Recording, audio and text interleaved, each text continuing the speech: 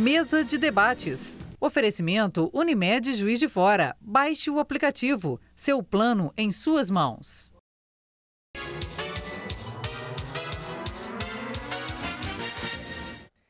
Estamos de volta para esse que é o segundo bloco do programa de hoje. Como eu prometi, eu vou conversar com a Renata agora. Renata, você não ficou chateada não, né? A gente não falou com você ainda.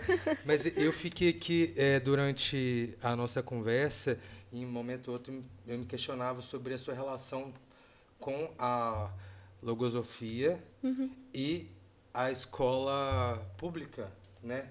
Aqui de Juiz de Fora. Eu queria que você falasse como que você tenta aplicar esses conhecimentos na prática, se você faz isso, e de que forma isso é possível e que poderia transformar a realidade das nossas escolas. Tá. Eu vou retornar até a questão do que é a logosofia, para a gente poder entender um pouco melhor, né? E a definição, tem várias definições da logosofia. Aquela que eu mais gosto é a ciência da vida, sabe? Então, eu preciso trabalhar esses conceitos, esse conhecimento que eu vou adquirindo com os estudos na minha própria vida. E aí, nada impede, né? E é o ideal que eu aplique isso em todos os momentos. Né? Se eu estou em casa, se eu estou lavando uma louça, se eu estou cuidando da minha filha, se eu estou com meu marido ou se eu estou no meu trabalho. Então, sim, é possível de levar esses conhecimentos, porque todos eles eu tenho que trabalhar primeiro em mim, para então eu poder atuar com eles.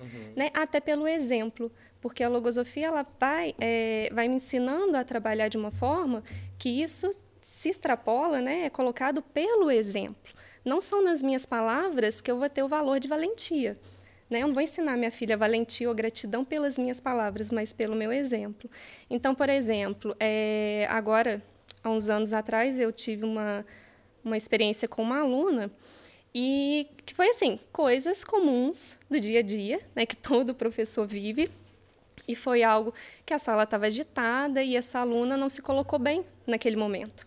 Eu já estava impaciente. Né? Já estava irritada com toda aquela situação, já era quase o final da aula, então eu acabei sendo mais brusca, né? Mais enérgica, até mais que enérgica, né? Brusca mesmo na minha colocação e pedi que essa aluna saísse da sala de aula, sabe?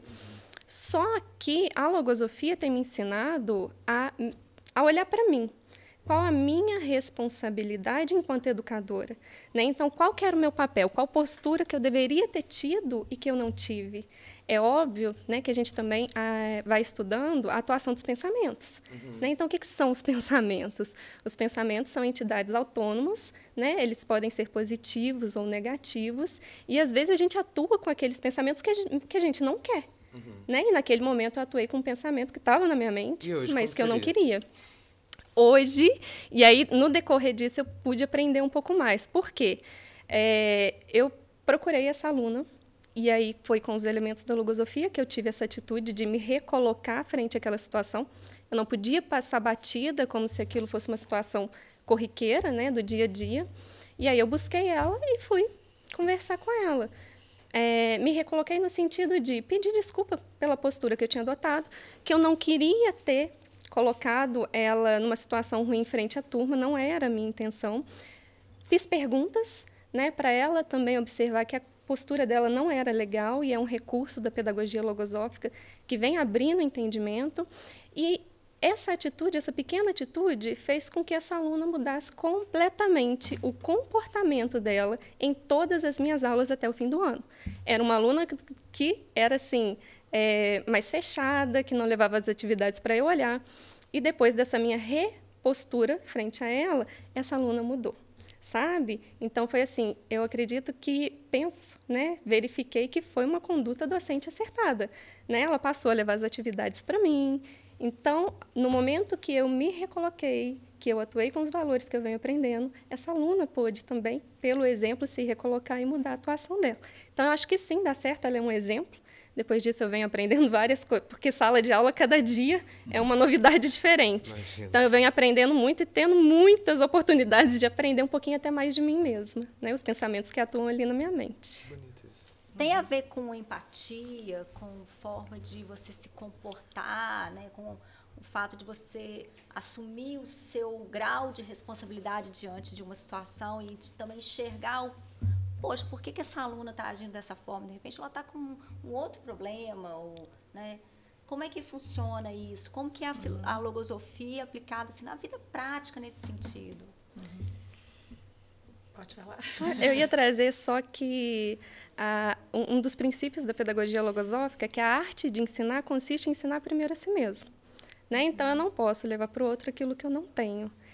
E como a logosofia ela também vai ativando, na medida que ela vai ativando a inteligência e a sensibilidade, né, aptidões que normalmente a gente desconhece, na medida que também ensina o currículo normal, no caso da pedagogia no colégio logosófico. Então, eu posso trabalhar a geografia, normalmente, e nada me impede que eu vá desenvolvendo essas questões junto com essa aluna.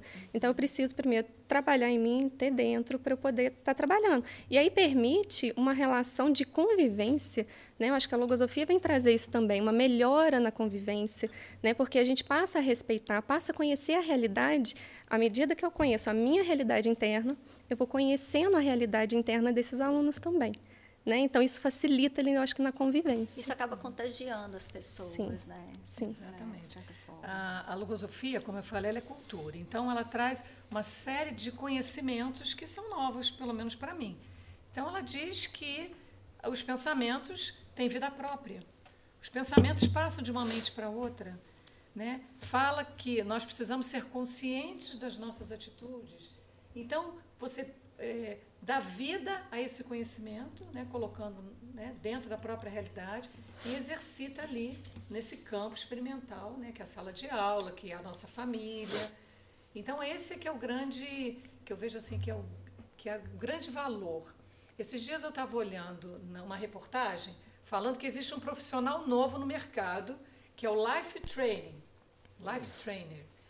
que é uma pessoa que vem orientar os artistas nas dificuldades da vida. Então, ele é um treinador da vida. Então, se eu tenho uma questão que precisa ser resolvida, eu busco para que ele me ajude, então, a solucionar. Não desmerecendo o valor dele, né, porque cada um tem o seu espaço no mundo, no mercado, mas a logosofia vem ensinar cada um a fazer esse próprio trabalho.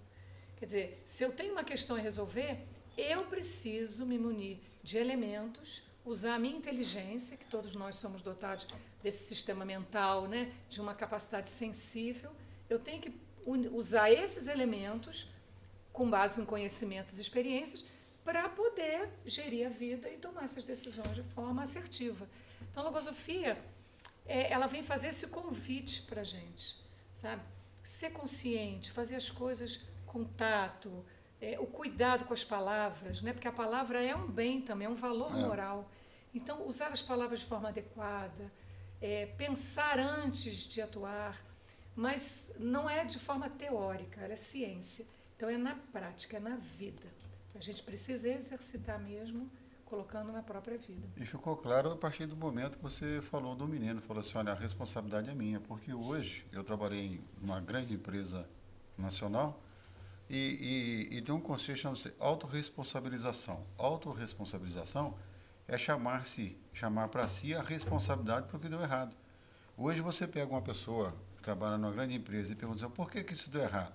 Ah, deu errado porque o Caio não falou isso comigo, porque o fulano não falou isso.